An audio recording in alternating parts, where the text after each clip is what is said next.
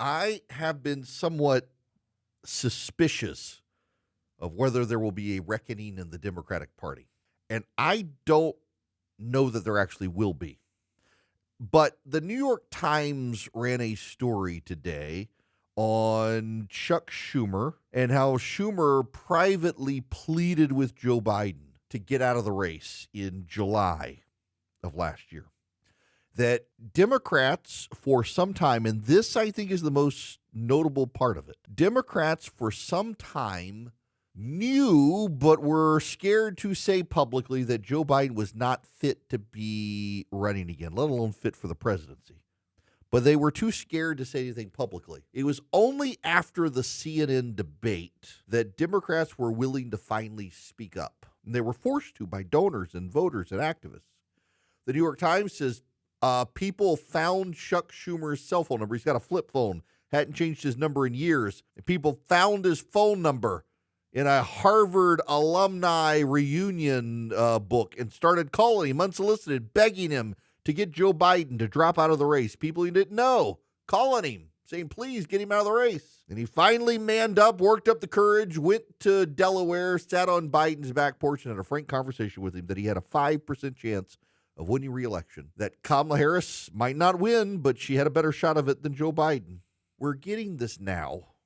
But one of the interesting parts of this New York Times piece is that Jack Reed, the Democratic senator from Rhode Island, said he thought that Biden needed to have two different neurologists document that he was capable. And yet they wanted to leave him in the White House. They wanted to leave him. What about the 25th Amendment option?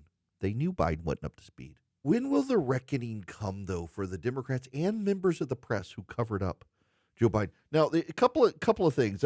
This one caught my eye. I'm going to play in the entirety. This is Alejandro Mayorkas, the Secretary of Homeland Security, on CNBC. Listen to this. Mr. Secretary, do you not, put the politics of the election aside if you want. Do you not look at the immigration issue in this country and what has transpired over the last 4 years, given the number of people coming into this country illegally, given the firestorm that this has created, the national dialogue about it, given some of the efforts, frankly, by the administration, especially early on, to be more lenient than they had been? Do you think none of those things, if you could go back, you would do differently? Look, Andrew, yes. And you have to understand something, and this is not specific to government, but to any large organization, including a government administration. People have different views on what the correct policies should be, what the correct operational measures should be.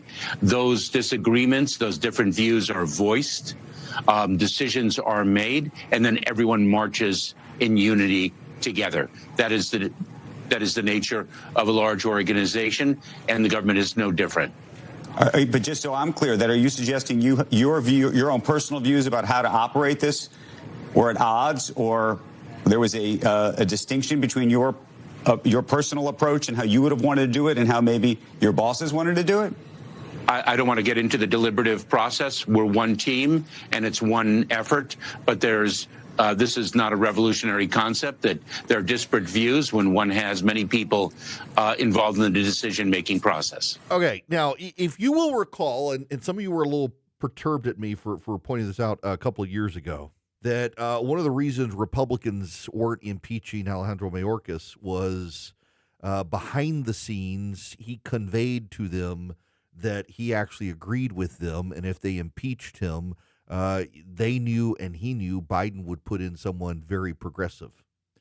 This seems at the end of his tenure to be his most public admission that is so, that he has disagreed with the Biden administration all along. It makes you wonder what he'll do when he's no longer a part of the administration. What will he say? But it's not just him. This is Anand Gerhardadis. I'm mispronouncing his name. I know he's a very progressive pundit. He's on Morning Joe. He's very pro-Palestinian. Listen to this conversation. I think what's really interesting about this moment of two presidents who don't much like each other working together, and maybe that pushing this over the line, is that it feels like America discovered its power and leverage in this moment after 15, 16 months of being the most powerful country in the world, and sort of asking Netanyahu nicely to stop doing things he was doing in the way he was doing them, and not really going much further than asking nicely, and sending strongly worded letters and continuing to send money and sending weapons.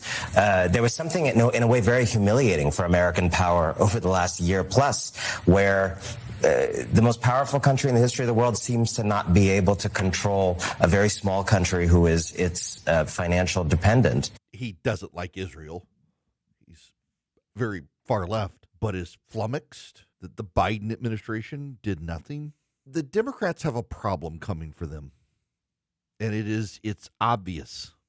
They're going to be superficially united in an effort to stop Donald Trump and to fight Donald Trump. But behind the scenes, there's festering. This reminds me of where the Republican Party was in 2012 after Romney's defeat. Remember, you had the audit, among other things, that had come out that the GOP elite had done, that actually the GOP elite, they needed to be more in favor of amnesty and in favor of illegal immigrants and on. And essentially, it was all of the elite policies that the elite wanted and the base of the GOP did not, that if only the Hicks and Rubes would be in favor of amnesty and abortion, we would win. And the base of the Republican Party turned into open warfare against the elite of the party, demanded accountability. And what's so interesting now is so many of the people responsible for that turn within the GOP with Mitt Romney and them are now on the Democratic side, anti-Trump guys. The Lincoln Project guys are all a bunch of people who couldn't get hired within the GOP in the age of Trump because they had advanced the elite's arguments that essentially we will tell the base what they want to hear, but we don't really mean it. I think the Democrats are headed to that point now. And superficially, they'll all be united against Trump, but behind the scenes, they'll be stabbing each other. And I think that the progressives will be very dominant because the progressives are more organized and better funded than the moderates. And they will begin to purge the moderates, which, Donald Trump is not a conservative. He's a populist. And I think Trump could broaden the Republican Party stand and welcome in moderate Democrats. I mean, he has, to a degree, begun welcoming in moderate Democrats over time. Look at a guy like J.D. Vance. J.D. Vance started out, he was a CNN commentator. He wrote his great book. He was perceived as being a centrist Democrat from the Rust Belt. He became a Republican, but a lot of his ideas, pro-union ideas, economic policy ideas, tend to be ideas of kind of the old school populist Democrat. As progressives go further left, the base of the Democrats reject them. The progressives have the clout within the Democratic Party to take over. In their response to Donald Trump, they overcorrect, and it costs them future elections. We're seeing this globally, by the way. In Europe, in Asia, in South America, and in North America, across the world, progressives are in collapse. The left is receding. Turns out the people who believe borders mean nothing and citizenship means nothing are getting rejected by people within nation states who actually believe the nation matters. Turns out people who believe boys can magically become girls are being rejected. Turns out that the woke mind virus spreading globally is actually anathema to normal everyday citizens. And this is something the GOP has to be mindful of. It's not that these people like Donald Trump. I know you like Donald Trump. I get it. You love Donald Trump, and you get mad at me whenever I criticize him, even though I can defend him, I can give him money, whatever. I'm not willing to be on the bandwagon. Therefore, I'm somehow Trump derangement syndrome. Just listen to what I'm saying and take it to heart. There are a lot of people out there who voted for Donald Trump who don't like him. And they voted for him because as much as they don't like him, they really hate the other side. That should be common sense. It's in the data. It comes up. So they're not really part of the Trump coalition except because of the left. And Trump can use this to his advantage because as long as Donald Trump is more sane than the left, these people who don't like him can still be converted and in the meantime kept within the fold because they see what's on the other side and they would rather have Trump than crazy. And that's something that the left doesn't appreciate or understand. They hate Donald Trump so much. I got a guy, I've always had a cordial relationship with him online. He follows me on Instagram, follows me on Twitter. He's just increasingly like, you're such a Trump lover, you're such a Trump apologist. Like, tell that to the people who listen to my show all the time who are mad at me for not being a Trump lover. And yesterday he was like, had the bullet been better aimed, it could have saved us from everything. He was like, you have lost your mind. You're openly advocating for the murder of the president-elect of the United States. You just broke it. And there are so many people out there who have descended into madness against Trump that normal everyday Americans who aren't worked up about the man look at him like, y'all are kind of crazy. I don't particularly care for him, but I'm going to vote for him to stop you guys from getting power. And that's something the GOP needs to understand. And as the Democrats begin to dive further into this madness and refuse at the elite level to hold people accountable for covering up Joe Biden's mental failings and keeping him in office when they shouldn't have, there's going to be a crack up of that party. We're in an age of political realignment. The Republican Party has largely aligned.